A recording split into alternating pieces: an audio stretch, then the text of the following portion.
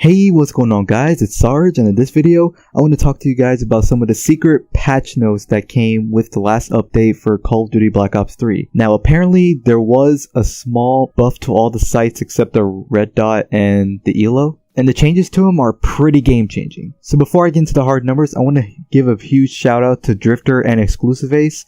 They're the ones that did most of the testing and had gotten all the stats needed for this video. So huge shout out to them. Go check out their videos and I'll put their videos down in the description. And without further ado, let's get started. Now the BOA3 site has a 10% increase to center speed, so every time you pull the trigger of your weapon, the dot in the middle of your crosshairs will recenter back to the middle 10% quicker than it normally would. So firing a sniper rifle or something like the Shiva or the M8, the bullets will go straight back to the middle much quicker, which is useful for burst weapons and semi-automatic weapons, and maybe the bolt actions if you want your center speed quicker, but that's not always going to be necessary. But the sites most people like are the Varix 3 site, the Thermal, and the Recon. All 3D sites have a 15% less recoil, and I think they do have the 10% increase to center speed, but I'm not really sure. I need to do more testing. I think in their videos they'll probably further explain it, but I just wanted to put the news out for these attachments, and I'm going to show a little bit of weapon testing to go along with this. So as you guys can see,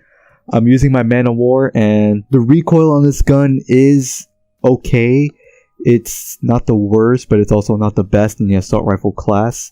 But with the Varix 3 sight and the Bo3 sight, the recoil differences are incredible. They can turn this gun from a high recoil machine to a laser gun on online. And right after, you'll see some recoil testing for the Vesper, which is usually one of the highest recoiled weapons in the submachine gun class. This weapon, it doesn't have the biggest change, but the change is good enough, especially if you stack it with the foregrip. It can have a good reduction with some of these sights. And speaking of the foregrip does not stack with the Thermal, the Recon, or the Varix 3 sight, but it does give you the 10% center speed to go with the Bo3 sight, and you can get the normal percentage of recoil reduction with the foregrip on the Bo3 sight only. So if you want to get rid of the foregrip and you just want to put a sight on your weapon, you can save yourself an attachment slot or maybe a primary gunfighter to go in your class. As for my setups, I've pretty much rearranged all my classes to have this, because this is a huge save in attachments and points towards my class, so I can put more perks and I can put more lethals and tacticals. And hopefully this doesn't go away. This is actually a good improvement that Call of Duty needs, especially because the fact the sights are never used. I've never seen many people use the Varix 3 sight